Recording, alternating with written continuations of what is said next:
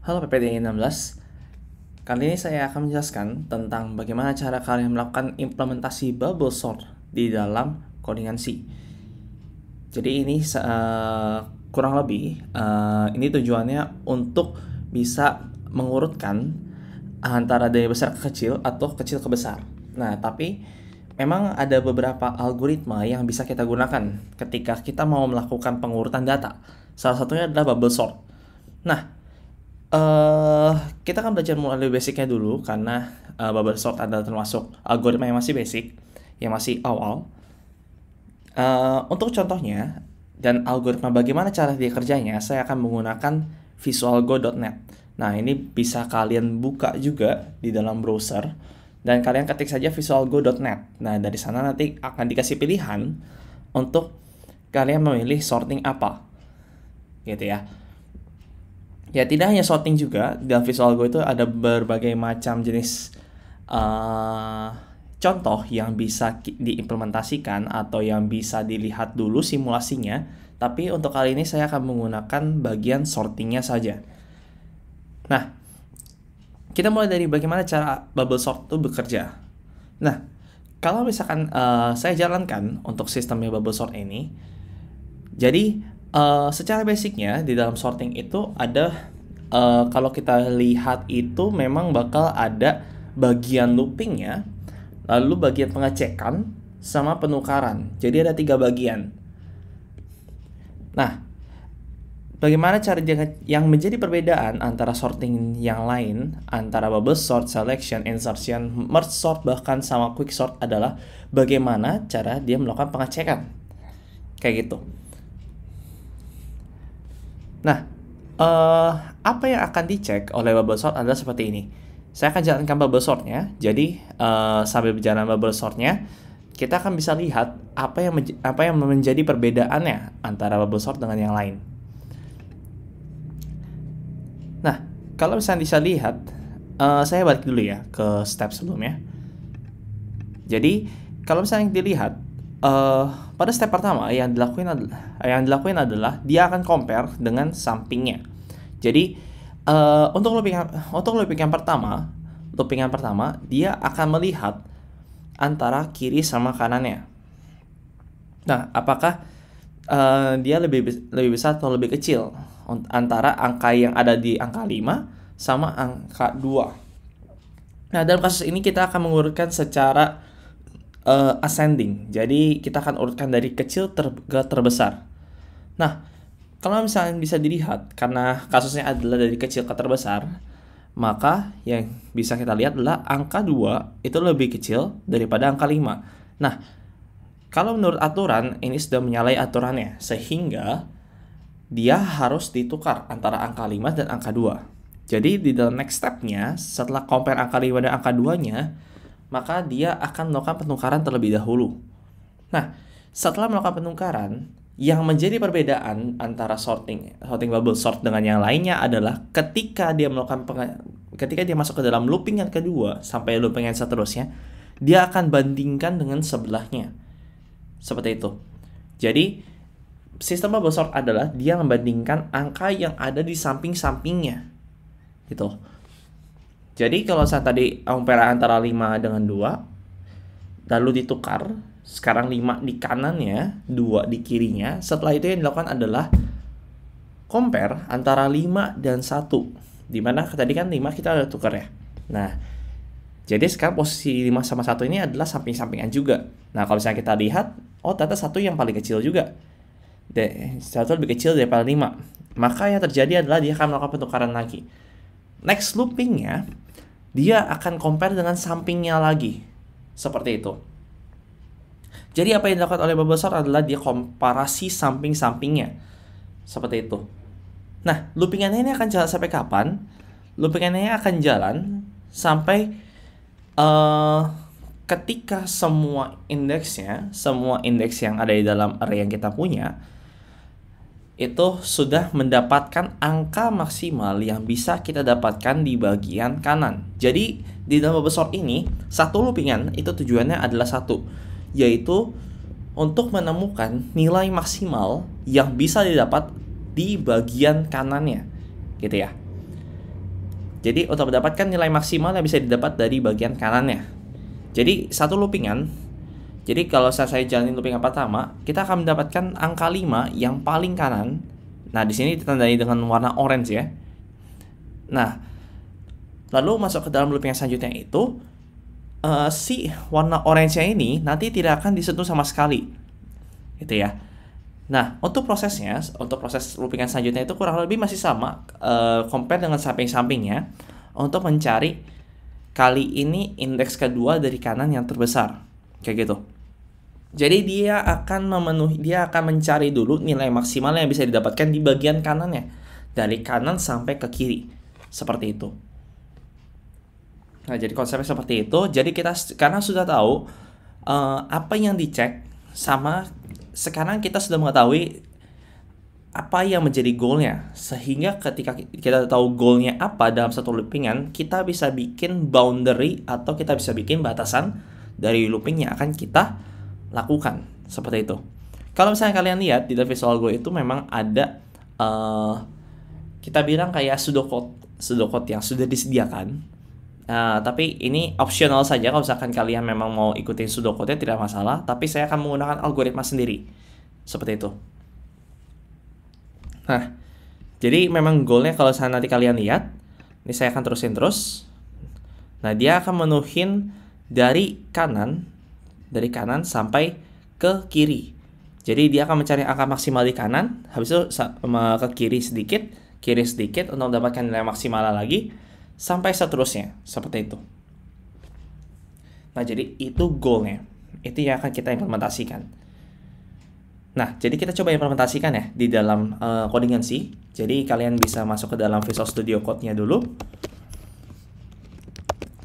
Ini saya save dulu ya. Palingnya saya namain dengan nama bubblesort.jpp. Nah, setelah itu yang kita lakuin adalah seperti biasa, kita akan include std.h sama integer main terlebih dahulu.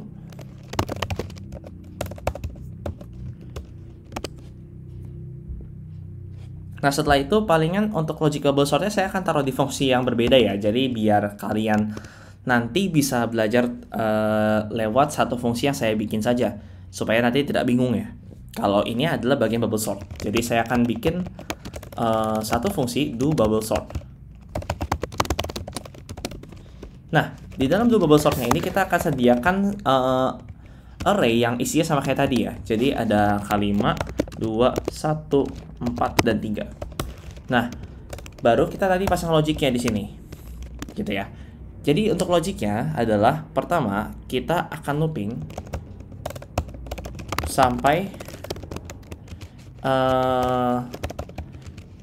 sampai indeks terakhir yang dikurangi dengan 1. Kenapa dikurangi dengan 1? Karena kita tidak perlu melakukan komparasi di bagian akhirnya. Karena dia akan komparasinya secara dua-dua, gitu ya. Bukan bagian situ sih sebenarnya. Tapi loopingan yang akan dilakukan di awal adalah kita itu akan looping dari awal sampai indeks terakhir minus 1. Tujuannya karena ini tuh loopingan untuk mencari bagian orange-nya, gitu ya. Jadi ini loopingan untuk mencari bagian orange-nya. Nah, kenapa harus dikurangi dengan 1? Karena kalau misalkan kalian lihat, ini kalau misalkan kita logikakan menggunakan algoritma yang saya pahamin ya, bukan menggunakan pseudocode, ini akan untuk orange-nya ini akan terisi setiap loopingan terluarnya, gitu ya. Jadi satu loopingan terluar akan mendapatkan satu orange di kanan, sampai seterusnya, sampai kita mendapatkan di bagian angka 1, gitu ya. Dimana di angka 1 ini kan sebenarnya untuk angka 1 kan tidak perlu melakukan komparasi apa-apa. Jadi buat apa kita lakukan komparasi? Buat apa kita lakukan proses bubble sorting lagi kalau misalkan sudah mencapai indeks yang paling awal? Gitu. Karena ketika udah masuk ke dalam looping yang paling terakhir, anggapan kita nggak punya minus 1 ya.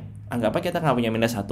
Kalau misalkan kayak kita looping terus sampai indeks terakhir, sampai looping yang terakhir, di looping yang terakhirnya dia hanya punya satu angka dan tidak punya sesuatu yang bisa dikomparasikan. Jadi buat apa kita lakukan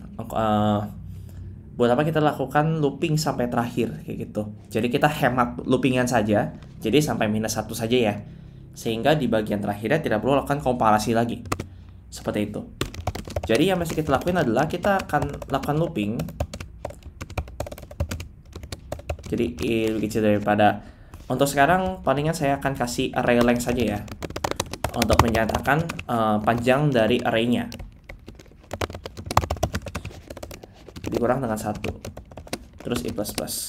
Nah, setelah itu yang dilakuin adalah, yang kali ini adalah untuk melakukan looping yang akan berisi komparasi antara angka samping-sampingnya, angka kiri kanan. Kalau yang tadi yang bisa kita lihat adalah di proses bagian sininya. Jadi saya akan balik ke paling awal.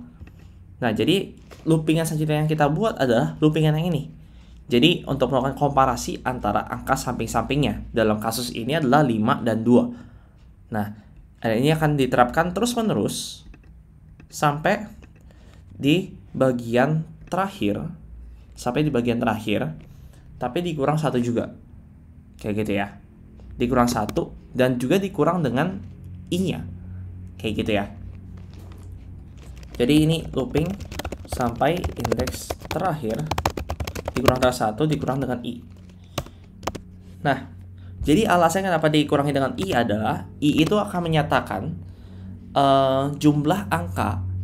Nanti untuk i yang di bagian looping yang kedua ya. Jadi ini kita bedakan ya. Jadi i yang di atas itu memang punya makna tersendiri. I yang di atas punya makna tersendiri. Jadi ia akan loopingkan dari awal sampai indeks terakhir -1. Tapi untuk yang di dalam looping yang kedua ini, tujuan ada i-nya adalah dia ini akan kasih tahu kalau kita tuh udah punya angka maksimal di bagian kanan tuh sebanyak berapa indeks gitu, sehingga kita tidak usah sentuh bagian tersebut kayak gitu. Nah, jadi untuk sekarang jadi saya akan lakukan enter j sama dengan 0. J lebih kecil daripada array length dikurang dengan 1 dikurang dengan i j++.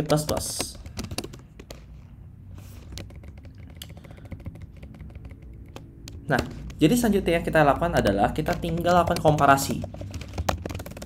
Cek dengan angka sampingnya jika lebih besar atau lebih kecil. Gitu ya. Jadi kita akan lakukan pengecekan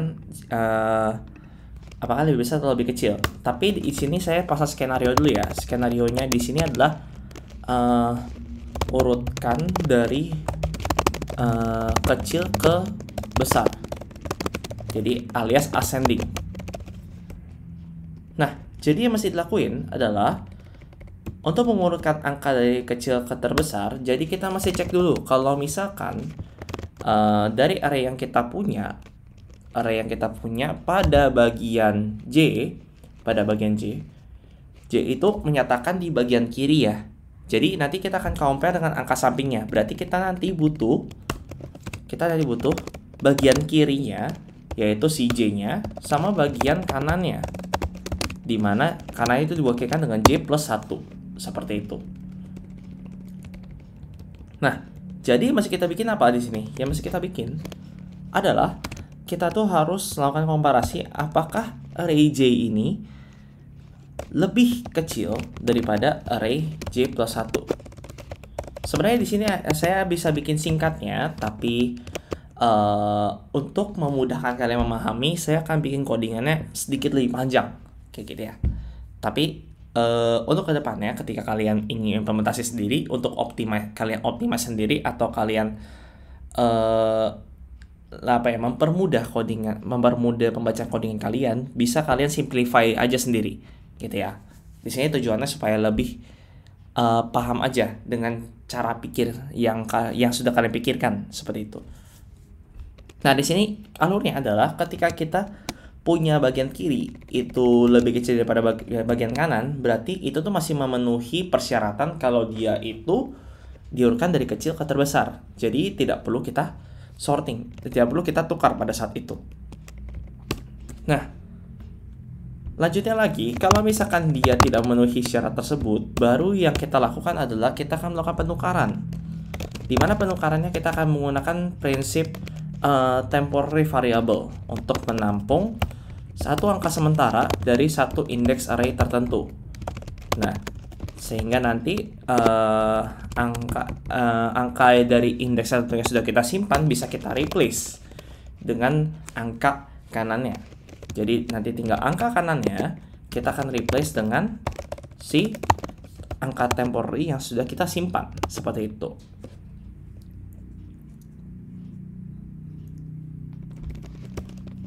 Di sini saya tandain proses penukaran. Seperti itu.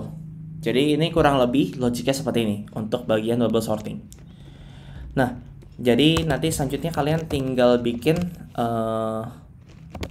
print seluruh angka yang sudah disorting. Nah, jadi nanti di sini tinggal kita munculkan saja.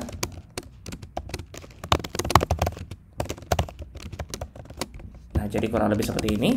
Jadi kita akan lakukan print saja, simple print F saja, jadi nggak usah terlalu ribet. Yaitu berisi array dari I yang mau kita munculkan, supaya kita bisa membuktikan sortingnya berhasil atau tidak. Seperti itu.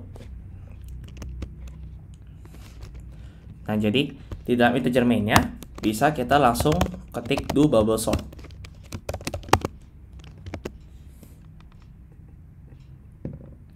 Kalau misalnya sudah, kita bisa langsung jalankan saja terkait dengan bubble sortnya, seperti itu.